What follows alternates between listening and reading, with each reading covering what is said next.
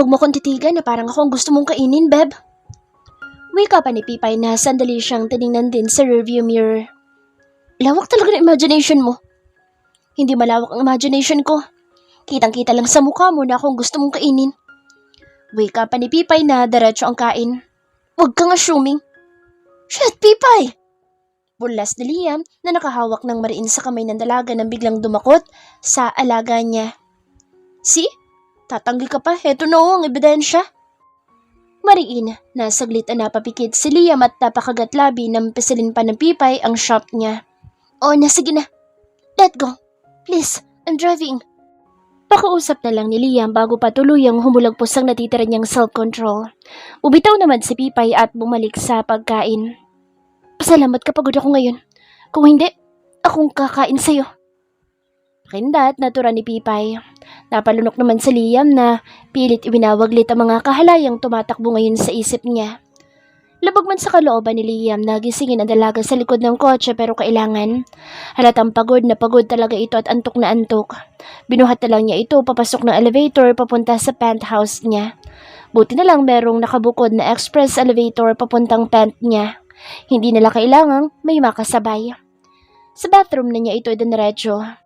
Saglit muna niya itong iniupo sa toilet bowl habang inaabot ang faucet para lagyan ng tubig ang bathtub. Pipay, wake up. You need to take a bath first bago ka matulog. Bulong ni Liam at bumuga naman ang hangin ng dalaga na pilit na idinidilat ang mata na tumingin sa kanya saka sa tubig ng bathtub. I want cold. It is cold. Okay, you may go. Utos niya sa binata saka tumayo na sa pagkakaupo. I will bath you. Pagak na tumawa si Pipay. Sus, sabihin mo gusto mong umiskor. Nasarapan ka sa akin ano? Aminin mo. Pigil ang tawa ni Liam. Bahala ka sa kung anong gusto mo isipin. Wala akong gagawin sa'yo. Tutulungan lang kitang maligo. Ani Liam na dumapo na ang kamay sa hugpungan ng pants niya at ibinabai yun. Nakahawak siya sa ulo ng binata nang matanggal na nito ang sapatos at pants niya, pero nanatili itong nakaluhod sa harapan niya. Nang umakyat ang kamay ni Liam sa garter ng panty niya para alisin na din pero hindi siya pumayag. Sensor yan, bawal makita. Iiling-iling pa si Pipay, kasabay na isang daliri nitong gumagalaw-galaw. Napangisi si Liam. Bawal makita pero pwede mapasukin later? Mukhang nawiwili ka, beba. Did you just cast a spell on me? Ngumisi si Pipay na hinubad na ng tuluyan ng sports bra nito. Walang gayumang kailangan. Alindog ko pa lang mababaliw ka na. Kumpiyansang usal ni Pipay. Damn it! Titiyakin ni Liam na pagpapahingahin lang muna niya ito ng mga ilang oras. Pero sisisirin talaga niya ito ng walang awa hanggang sa ito na ang magmamakaawa na wag siyang tumigil. Hindi niya alam kung anong relasyon meron sila ni Pipay pero whatever it is, he won't regret it. He won't regret it choosing Pipay over beautiful women around him, even over her beautiful twin sister. Sapo ni Pipay ang noo. Hindi niya alam kung matutuwa ba siya o kakabahan habang nakatingin sa 3 pregnancy kit na nasa harapan niya. She's pregnant. Nakatingin siya ngayon sa harapan ng malaking salamin sa loob mismo ng company niya. Siya ngayon bilang Zoe Enriquez. Regular ang menstruation niya, kaya first miss period niya. Agad siyang bumili ng pregnancy test kit at hindi nga siya nagkamali. Nakabuo sila ni Liam. Halos kulang na lang naman kasi ay tumira na siya kasama ang binata sa pant nito. Yun na rin naman ang gusto ni Liam. Lumipat na siya kasama nito ngunit tumanggi siya. Hindi dahil ayaw niya kundi dahil magiging komplikado. Hindi pa nito alam na siya si Zoe at hindi pa rin naman siya handa na magpakilala rito. Tiyak niyang hindi ko tutuwa ni Liam kapag nalaman itong niloko niya ito, na pinaikot niya lang ito. Paniwalang paniwala si Liam na kambal sila ni Zoe, na isa siyang unwanted child at dahil pangit siya wala siyang identity at hindi tinanggap ng sariling pamilya niya ang existence niya. Ngayon, paano niya ito itatama nang hindi sila magkakahiwalay? Kaya ba niyang magkahiwalay sila? Napatingin si Pipay sa cellphone. Si Liam ang tumatawag. May date sila ngayon. Halos 1 week itong wala. Umuwi ito ng US para dalawin ang parents nito. Sabi nito kakausapin nito ang parents tungkol sa kanila. Dahil tulad niya, inaasahan na din ito na magbubuntis siya dahil wala naman silang ginagamit na kahit na ano sa tuwing magsisiping silang dalawa. Hello? Pipay? Yes? I'm sorry. I need to cancel our date. May importante lang akong imimit. I promise to make it up to you tonight. See you at the plant. Okay. At may importante din ako sasabihin sa'yo. Okay, see you then. Wika ni Liam saka ito nawala sa kabilang linya. Napahinga siya ng malalim. Wala man lang ka-sweet-sweet si Liam. Nagiging sweet lang ito kapag may balak bumaak. Pakiramdam niya masyado na siyang tinetake for granted ni Liam porket alam nitong mahal niya ito. Kaysa mas mahal siya nito. Minsan hindi niya narinig na sinabi nito na mahal siya pero siya, araw-araw sinasabi niya na mahal niya ito pero halik lang ang lagi nitong reply or thank you. This way, madam. Wika ng waiter habang papasok si Zoe sa isang 5-star restaurant kung saan nagpatawag ng bigla ang dinner ang papa niya. Ayaw naman sana niyang umatan pero na-imagine niya ang itsura ng mga kapatid niya kapag nagkita-kita sila. Alam niyang alam na ng Kuya Zorin niya at ni Zandra na buhay siya. Tiyak na nabanggit na iyon ni Zandra, kaya maganda rin na makita niya ang reaksyon ng mga ito. Tiniyak niyang lulutang ang ganda niya ngayong gabi. Buti na lang din na cancel ang date nila ni Liam. Hello everyone! Bungad niya na makita sa isang mahabang mesa ang lahat ng kapatid niya. Katabi ng ama ang tita Amanda niya na tunay nitong asawa na tinaasan lang siya ng kilay. Miss me? Anya na hinila ang upuang bakante na mukhang nakalaan talaga sa kanya. Puno na ng pagkain ang mesa. Mukhang late na siya. Talagang pumunta ka pa nga rin ano? Ani Sandro. Sandro! Saway ng papa nila. She's 30 minutes late papa. Kaya ganyan ang ugali niya, lagi niyong kinakampihan. Alam mo kasi kuya, sa isang kagaya ko, bawat minuto importante. Alam mo na, madami kasi akong business na iniintindi. Hindi ko kasi forte yung mga scam ng tao para magkapera. What was supposed to mean that? Angin naman ni Zorin. Kunwari na may tinutop ni Pipay ang bibig. Tinamahan ka ba kuya? Magsitigil na kayo. Ngayon na nga lang tayo nagsama-sama. Mag-away-away pa kayo. Bakit kasi pinipilit yung pang pagsama-samahin kami? Alam niyo namang hindi pwede. Ani Zayla. Sa tinagal-tagal na kitang kakilala, Ate Zayla, ngayon ka lang may nasabing tama. Ngizi ni Zoe. Bitch! Halos bulong na wika nito. Umalis ka na lang kung mambubwisit ka lang dito. Wika naman ni Zandra. Bakit pa galit na galit kayo sa akin? Wala naman akong ginagawang masama sa inyo. Can you please shut your mouth? Let's eat. Ani Amanda. Nagkabit balikat na lang si Zoe at nanahimik na lang. Susubo na lang sana siya nang matigilan ng matanaw kung sino ang papasok sa restaurant. Gustong maghimagsik ni Zoe nang makita si Liam kasama yung babaeng kadate nito dati. Ano ang pangalan ng babaeng ito? Saglit na nag-isip si Pipay. Michelle. Importanteng meeting daw pero heto at pangiting-iti pa ang Diablo at todo alalay pa sa babae. Ipinagila pa nito ng upuan. Napaka-gentleman. Is that Liam? Ngisi ni Zandra. Kala ko ba sabi mo boyfriend mo siya? Baling nito kay Zayla na halatang hindi natuwa na makita si Liam na may kasamang babae. Akmang tatayo ito nang pigilan ito ng ama. Tried to mess up and you're going to sleep in the street. Banta ng ama. Tumingin sa kanyang ama pero tinaasan lang niya ito ng kilay. Natitiyak niyang alam nito ang tungkol sa kanila ni Liam.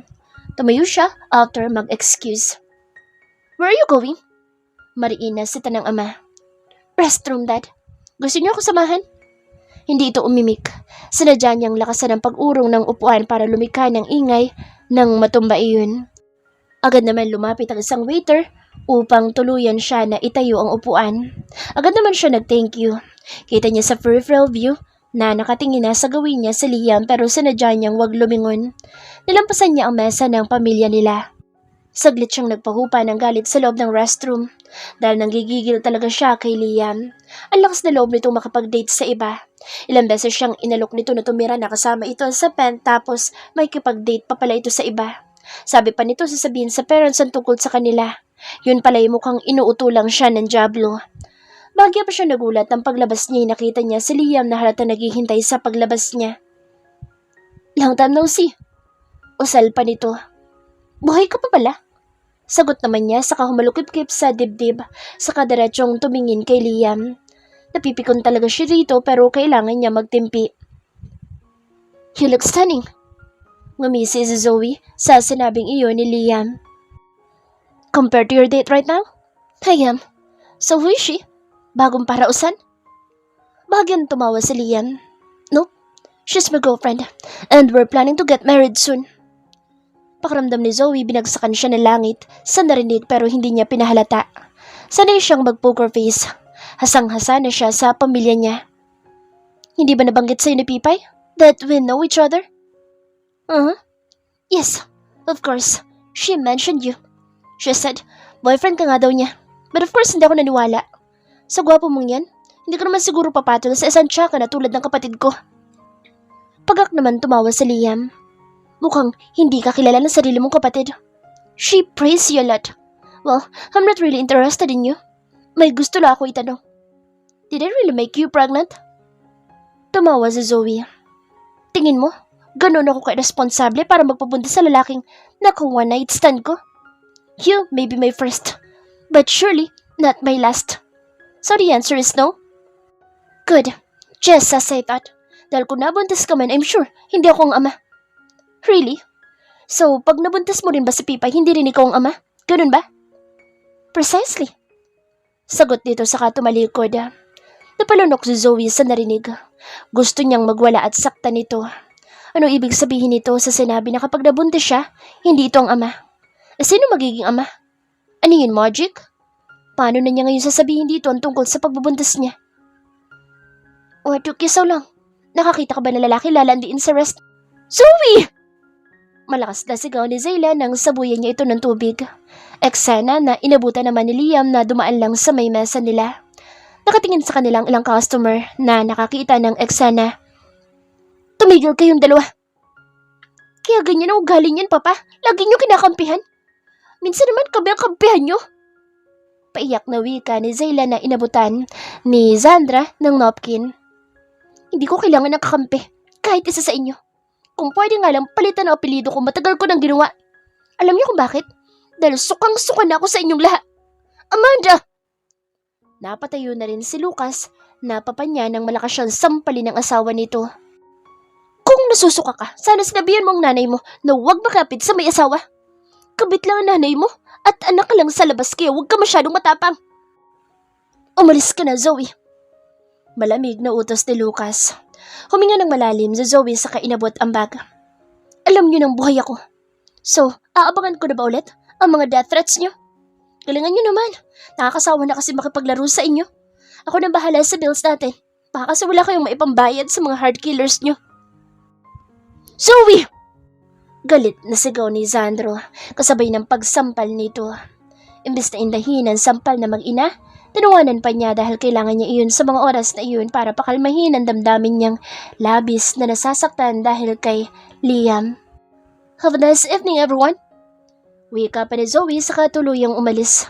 Nadaanan pa niya ang table ni Liam at nang sinasabi nitong babaeng pakakasalan.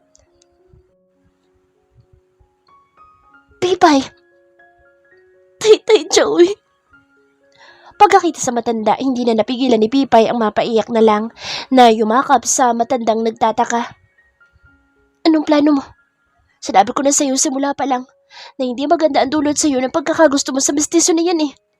Hindi nga niya nagustuhan na magandang ikaw. Bakit nag-expect ka na magugustuhan ka niya bilang Pipay? Para kasing totoong-totoo, Tay. Paano yan? Pwede pa ba siya magtrabaho bilang taga-rescue? Tanong naman ni Nainay Trina. Hindi na. Paperwork's possible. Ano balak mo? Balak mo ba sabihin sa lalaking iyon ang pagbubuntis mo? Hindi nakaimik si Pipay.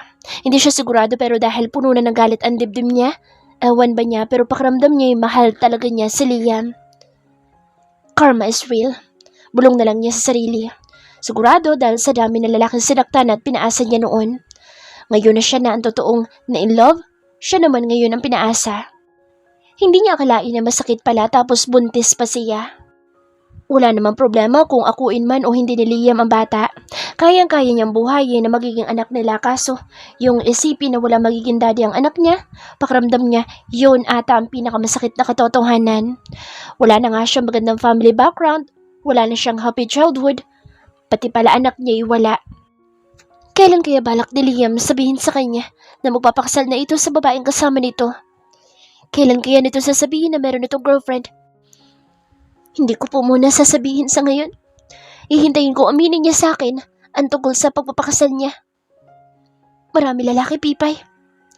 Pero hindi lahat kayang patibukin ang puso ko, Tay. Sabay pang napabuga ng hangin ang mag-asawa. Atay, pwede po bang ilihim na lang po muna natin sa team ko ang sitwasyon ko? Gagawa nila po ako ng excuse kung bakit hindi ako makasama sa kanila during operation. Kayo na po bahala, Tay. At kung mahalata ng tummy ko, sabay hawak sa pipis pa niyang puson, magre-resign na po ako. Napabuga ng hangin si Joey. Sa una pa lang, handa na ako na darating talaga ang punto na iwanan mo ang team mo dahil hindi ka naman talaga dapat nakasama namin. Dapat nandoon ka sa opisina mo na full aircon at nagmamanage ng malaki mong company. Hindi ka naman talaga nababagay dito. Hindi dito ang totoong mundo mo, Zoe. Kailangan mo nang bumalik. Tama ng paglibang mo. Napatingala si Pipay para pigilan ang mapaluha. Tama naman ang sinabi ni Taytay Joey. Hindi naman talaga ito ang mundo niya. Bubuelo lang talaga siya kaya handa na siya. Aalis na siya. Babalik na siya sa mundo kung saan talaga siya nababagay. Kailangan na din naman. Alam na rin kasi ng mga kapatid niya na buhay siya after ng 2 taon na pagtatago. Napapikit ng mariin si Liam habang gustong-gusto niyang lamukusin at sugurin sila Pipay. Pero isang nilalang ang nagpadala sa kanya ng maraming litrato, iba-ibang anggulo at iba't ibang petsa. Malinaw ang purpose ng nagpadala ng mga picture, ang pag-awayin sila ni Pipay. Hindi palantad ang relasyon nila, hindi dahil ikinahihiya niya ito dahil sa itsura nito, kundi dahil gusto niya itong protektahan sa mundong mapanghusga. Natitiyak niya masasaktan at masasaktan ito at makakarinig ito ng mga masasakit na salita. Gaya na lang mismo sa mama niya na hindi niya ina-expect na sa mommy pa niya mismo niya unang maririnig ang bagay na hindi niya inakala. She didn't approve, Pipay. Pumili-pili naman daw siya ng maayos-ayos. Hindi rin ito gusto ang uri ng trabaho ni Pipay pero nasa tamang gulang na siya at hindi na niya kailangan ng permiso ng mga ito. Ngunit out of respect, pumayag siya sa kondisyon ng ina na 1 month siyang makikipag-date kay Michelle. At sa loob ng 1 month na iyon, kung hindi daw talaga niya magugustuhan ng anak ng kaibigan nito, pagbibigyan daw siya nitong makilala si Pipay. Okay na sana ang lahat, ngunit isang masamang balita ang sinabi sa kanya ni Belinda, ang matalik niyang kaibigan, nang minsang dalawin niya rin ito nang umuwi siya ng US. Tuloy pa check up na din.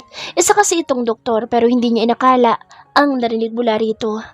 Inutusan pala ito na turukan siya ng gamot para i-unfertilized ang sperm niya. The worst part is, his sperm is dead before meeting a woman egg, kaya wala siyang kakayanan na makabuo ng baby. Kaya no wonder na hindi sila nakabuo ni Zoe kahit halos nilaspag na niya ito dahil wala pala siyang kakayahan. Nagalit siya kay Belinda pero sa huli sinabi naman ito na curable iyon. May itinurok lang itong gamot sa kanya. It takes 6 months to 1 year bago daw umepect ang gamot. Every once a month, babalik siya dito para magpaturok para bumalik ang healthy sperm daw niya. Akala pa naman niya anytime soon magkakababy na sila ni Pipay. Gusto na kasi niya itong pahintuin sa pagtatrabaho sa rescue team. Every time kasi nasasabak ito sa mga operation ito, para siyang pusa na hindi mapakali. Gusto niya itong puntahan at bantayan. Naisip niya kung mabubuntis niya ito, mapipilitan itong umalis o mag-leave sa trabaho. Kaya naman puspusan ang pagyayaya niya rito na mag-make love sila. Kaso wala palang pag-asa na makabuo sila. Mula pa nang dumating siya kahapon, hindi pa sila nagkikita ni Pipay. Mas nauna pa niyang nakita si Zoe at kabado pa siya nung una dahil baka magsumbong ito kay Pipay na may kasama siyang babae na kadate habang kinancel naman niya ang date sana nila. Medyo na-weirduhan pa siya sa naramdaman na makitang muli si Zoe. Hindi siya sigurado pero ang bilis talaga ng tibok ng puso niya na lumabas ito ng banyo. From head to toe, napakaganda talaga nito. And the weird part is, yung habang tinititigan niya ito, si Pipay ang nakikita niya. Pero kapag naman si Pipay ang tinititigan niya, si Zoe ang naalala niya. Hindi niya alam kung ano itatawag sa nararamdaman niya ng gabing iyon. Excitement, happy. Ewan, siguro dahil sobrang miss na niya si Pipay. 1 week din niyang hindi nakita si Pipay. Nakaramdam siya ng galit nang makita na sinaktan ito ng sarili nitong pamilya. Gusto niyan tumayo at tulungan sana ito dahil talagang umagaw na ang pamilya nito na eksena. Halata namang hindi patatalo si Zoe. She's really something.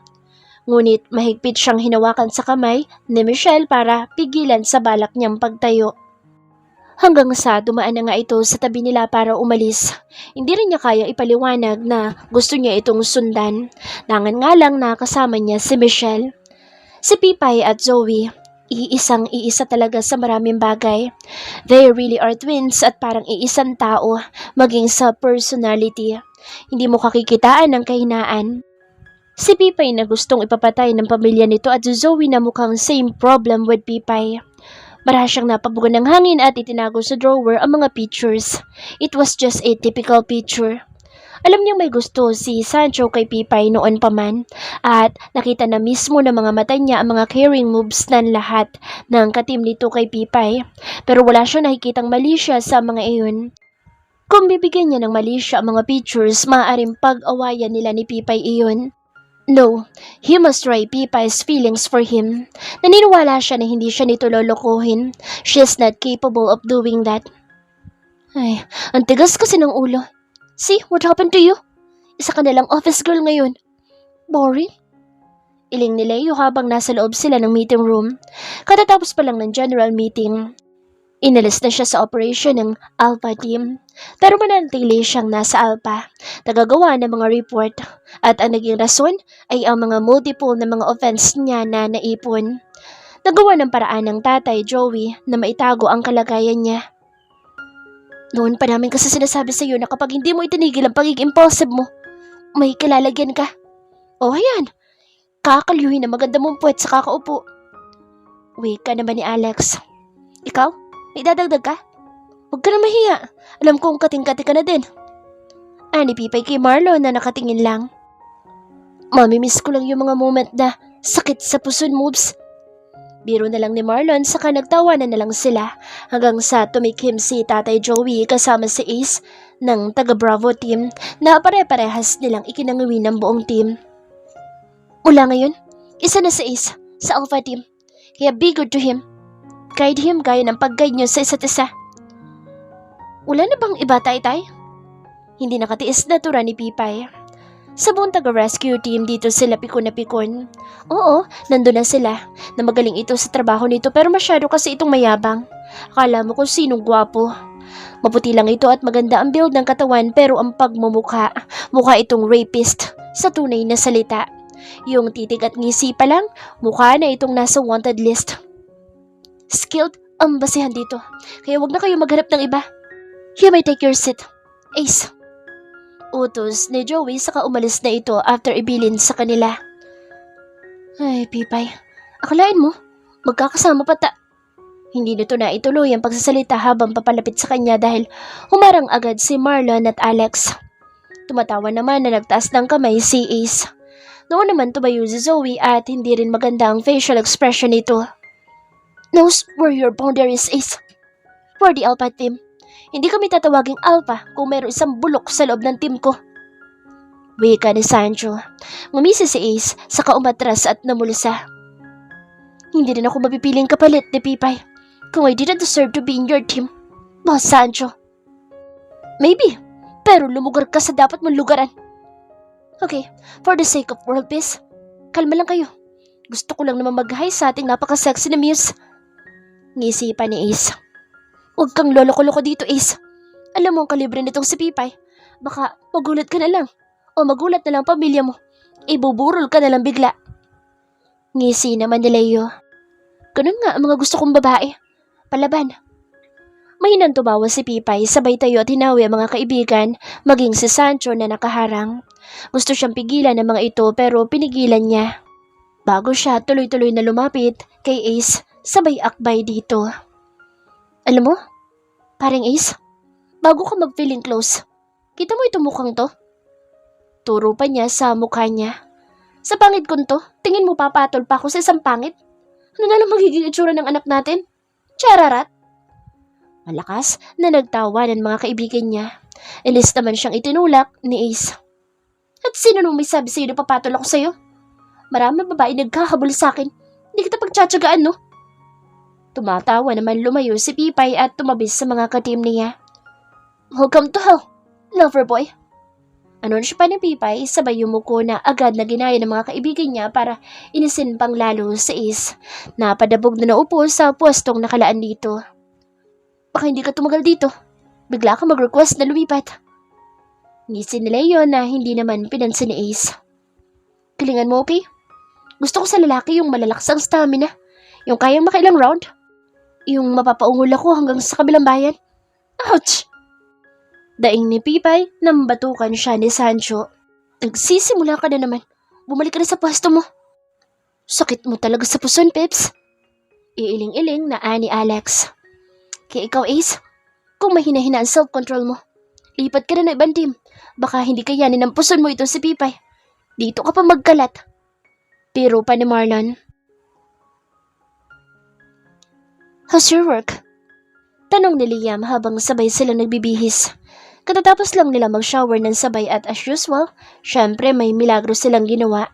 Mula pa kanina after nilang mag-dinner. Aminado siyang napakarupok niya pagdating kay Liam. Halik pa lang nito, gusto na agad niyang magkusa na maghubad ng ponte. Samantalang kanina, nung kumakain sila ng dinner sa isang restaurant, panay ang pangaral niya sa sarili na wag siyang bubukaka kasi buntis na siya.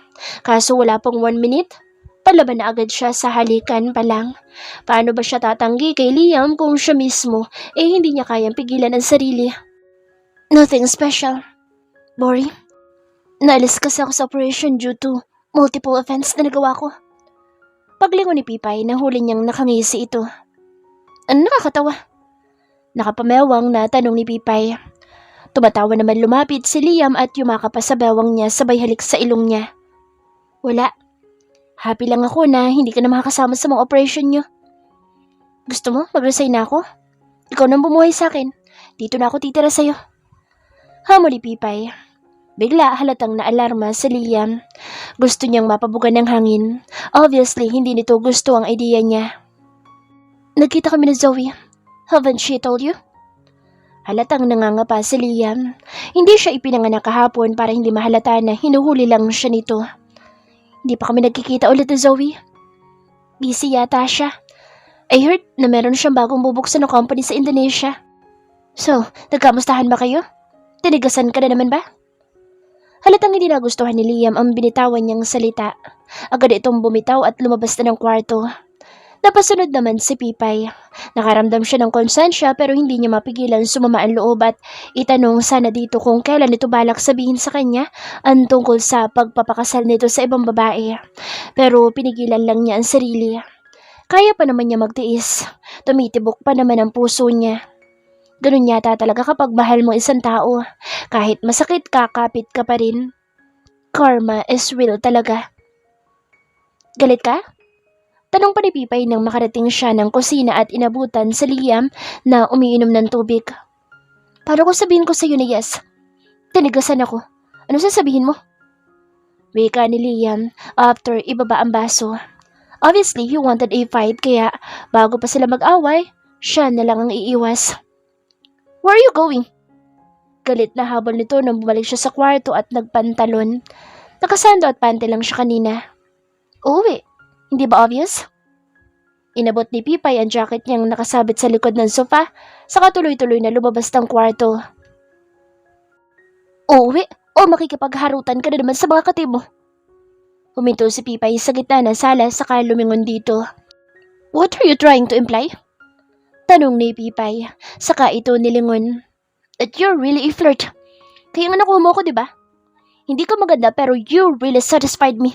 Kaya gusto na kita. Tapos itatanong mo sa akin kung tinitigasan ako sa kapatid mo? Huwag mong ibintang sa akin na gawain mo. Gustong magpanting ng tanga niya sa sinabi ni Liam. Kung ikaw kaya mong pagsabay-sabayin kami, go ahead. Pero ito ang tatandaan mo, Pipay. Wag na wag kang papahuli sa akin dahil you didn't know me at all. Mariinawi ka ni Liam saka ito bumalik sa kwarto at halos ibalibag ang pinto. Naghihimagsik ang kalooban niya. Hindi siya makapaniwala na nagawa lang niyang tumayo sa gitna at insultuhin siya ni Liam na parang napakarumi niyang babae. Kung iba siguro ang pagsalitaan siya ng ganoon, wala na itong malay ngayon na nakabulagta sa sahig. Siya pa pala ngayon ang malandi. Siya pa pala ang nagloloko. Iyan ang tawag sa ginagawa nito. Meron na itong girlfriend at kakasal pa pero heto siya at game naging pa sa pagkipag-sex. Anong tawag sa tulad niya? Huminga ng malalim si Pipay. Maghintay ka lang, Liam. Magagawa ko rin burahin ang damdamin ko para sa'yo. Hindi lang ikaw lalaki sa mundo.